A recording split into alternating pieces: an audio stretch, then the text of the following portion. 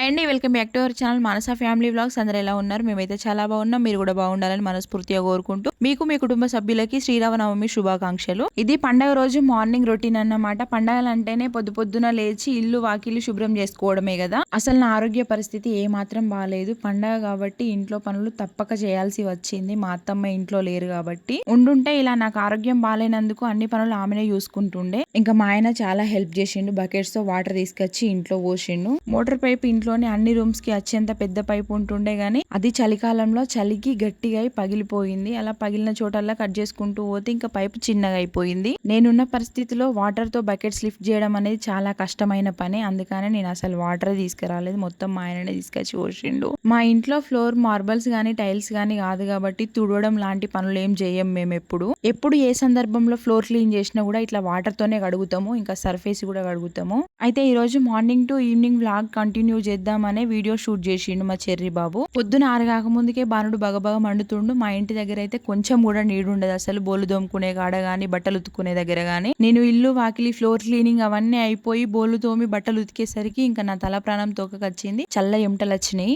Morning వంట చేసే ఓపిక కూడా లేకుండే. నైట్ చలన్నం ఉంటే అది కొంచెం పోపేసిన. పిల్లలిద్దరూ అది తిన్నారు. నేను మా ఆయన రాగి జావ తాగినాము. నాకైతే అసలు నిల్చునే ఓపిక కూడా లేదు. కాళ్ళు చేతులు అయితే చాలా లాగుతున్నాయని ఇంకా పడుకున్నా. నేను వ్లాగ్ అక్కడికే స్టాప్ అయిపోయింది. ఇంకా ఆఫ్టర్నూన్ పోస్ట్ చేసిన కర్రీ వండడం వీడియో ఉన్నది కదా, అది అయితే మొత్తం వాళ్ళే కట్ చేసి వంట అన్నం కూడా వాళ్ళే వండిను. జస్ట్ నేను కర్రీ వండిన అంతే. ఈ వీడియో అయితే ఒక్కరోజు వ్లాగ్ కాదండి, 2 days వ్లాగ్ కలిపి అయితే పోస్ట్ చేస్తున్నా. ఇది నిన్న అన్నమాట. మా పాతిల్లు కూల్చేసిండ్రు. మా పాతిల్లు అంటే మా మామయ్య వాళ్ళు మా ఆయన వాళ్ళు పుట్టి పెరిగిన ఇల్లు అన్నమాట. అది మా మామయ్య వాళ్ళు 4 అన్నదమ్ములు. ఇంకా ఎవరి ఇల్లు వాళ్ళకున్నాయి. మా చిన్న మామయ్య వాళ్ళకి ఇల్లు ఉన్నది, మాకి ఇల్లు ఉన్నది, మా పెద్ద మామయ్య వాళ్ళకి ఇల్లు ఉన్నది. ఇక్కడ కూల్చేస్తున్న పాతిల్లు ప్లేస్ ఉన్నది కదా, అది మా 3వ మామయ్య వాళ్ళది అన్నమాట. 2 years బ్యాక్ వరకు కూడా మా ఆయన వాళ్ళ నానమ్మ ఉంటుండే ఆ ఇంట్లో. ఇంకా ఆమె చనిపోయిన తర్వాత ఆ ఇల్లుకి లాకేసినాము. ఇంకా అటు సైడ్ ఎవ్వరేం పోలేదు. మొత్తం పాడుబడిపోయింది. ఇంకా ఇప్పుడు మా 3వ మామయ్య వాళ్ళ కొడుకు మా మరిది ఇల్లు కడదామని అదంతా దీపిస్తుండు. మా అవ్వ చనిపోయేంత వరకు కూడా మా పిల్లలైనా నేనైనా ఎక్కువ అక్కడే ఆ ఇంటి దగ్గరే ఉండేవాళ్ళము. ఈ ఇల్లు కూల్చేసేటప్పుడు అయితే మా పెద్ద మామయ్య మా పెద్దత్తమ్మ వాళ్ళైతే కొంచెం బాధపడ్డారు. ఎందుకంటే వాళ్ళు ఫస్ట్ కి వెళ్ళి అందులోనే ఉన్నారు కాబట్టి వాళ్ళకి చాలా మెమొరీస్ ఉండుంటాయి ఆ ఇల్లుతో. నాకే చాలా బాధ అనిపించింది ఇల్లు కూల్చేస్తుంటే. ఇంకా అక్కడ ఆ ప్లేస్ లో ఇల్లునైతే చూడలేము అని అయితే వీడియో తీసినాము. అది పెంకుటిల్లు కాబట్టి దానికి కట్టెలు ఎక్కువ ఉంటాయి కదా, అవన్నీ అయితే మా పెద్ద మామయ్య మా మరిది తీస్తుండ్రు. ఆ ఇల్లు మా తాత అమ్మమ్మ కట్టిండ్రు కాబట్టి విలువైన వస్తువులు లేకపోయినా ఆ కట్టెలైనా అందరికీ తీసుకునే రైట్స్ ఉన్నాయి అన్నమాట.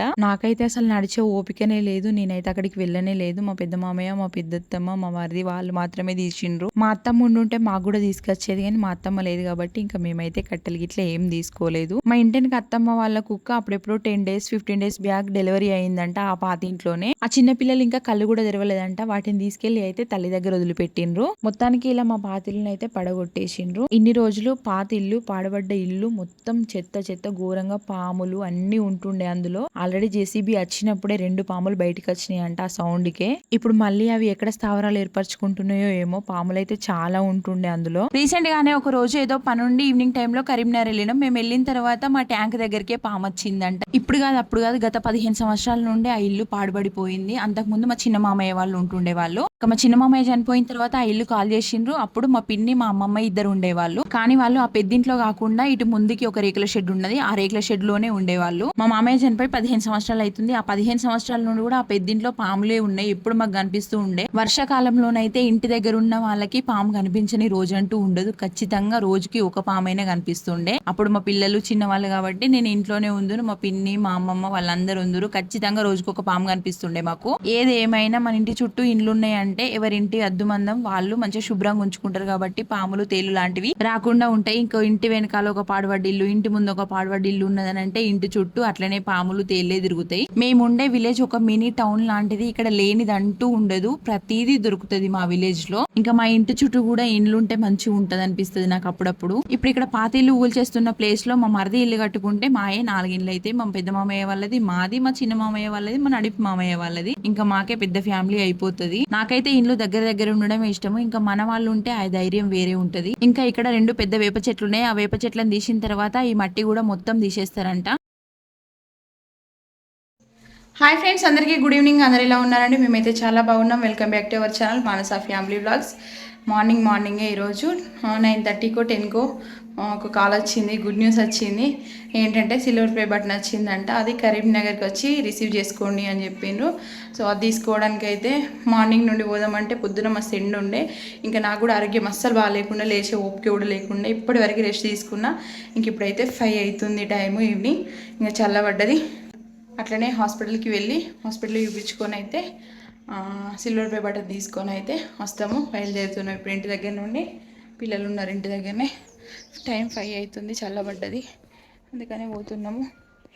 ఎండ ఉన్నప్పుడు పోతేనైతే ఇక చాలా కష్టం. ఎండలో అమ్మో బయటికి వెళ్ళాలంటే భయం అవుతుంది. ఇంకా నా ఆరోగ్య పరిస్థితి అయితే అస్సలు బాగాలేదు. నాకైతే అస్సలు ఓపిక అనేది లేకుండా అయిపోయింది.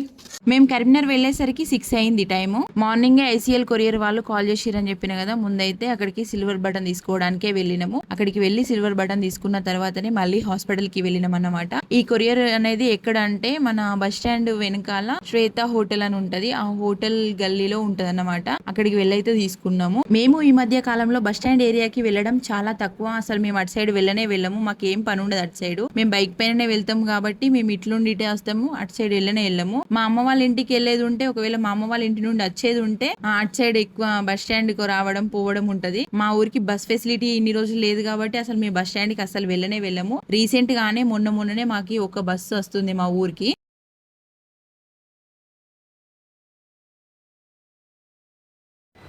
ఎక్కడికి వెళ్ళేవి? అమెరికా నుండి వస్తాయా? ఫోన్ నెంబర్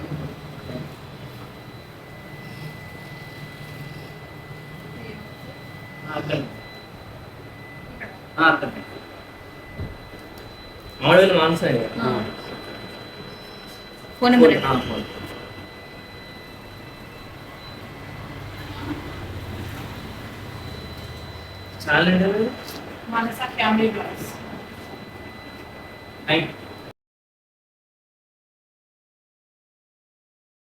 సిల్వర్ బటన్ తీసుకొని హాస్పిటల్కి వెళ్ళినాము. మేము హాస్పిటల్కి వెళ్ళేసరికి 6:30 అట్లా అయింది టైం. అప్పటిదాకా ఉన్నారంట మేడం, అప్పుడే వెళ్ళిపోయిండ్రంట. మళ్ళీ అక్కడ ఉన్న సిస్టర్ కి నాకు ఇలాంటి ప్రాబ్లం ఉంది అని చెప్పగానే మేడం కి కాల్ చేస్తే ఒక 10 minutes లో వచ్చేసిండ్రు. మేడం వచ్చి మేడం నేను కలిసిన తర్వాత నాకు ఇలాంటి ప్రాబ్లం ఉన్నదని చెప్పిన తర్వాత మేడం నాకు ఏం చెప్పిందంటే, నన్ను చాలా తిట్టిండ్రు. అంటే తిట్టడం అంటే చాలాసేపు కౌన్సిలింగ్ ఇచ్చిండ్రు అంతే. నీకు ట్రీట్మెంట్ ఏం చేయనమ్మా, నేను నీ ట్రీట్మెంట్ నువ్వే చేసుకో అని కూడా చెప్పేసిండ్రు. ప్రస్తుతానికి 20 days కి మెడిసిన్ రాస్తున్నా. ఈ మెడిసిన్ అయిపోయిన తర్వాత మళ్ళీ ఒకసారి హాస్పిటల్ కి రా అని చెప్పేసి అయితే మెడిసిన్ రాసిండ్రు. అలా ఇదైతే 2 days వ్లాగ్ అండి. వీడియో నచ్చితే లైక్ చేసి ఛానల్ ని సబ్స్క్రైబ్ చేసుకోండి, కొత్తగా చూస్తున్న వాళ్ళు ఎవరైనా ఉంటే. మీ అందరి బ్లెస్సింగ్స్ అండ్ సపోర్ట్ అనేది నాకు, నా ఫ్యామిలీకి చాలా అవసరం.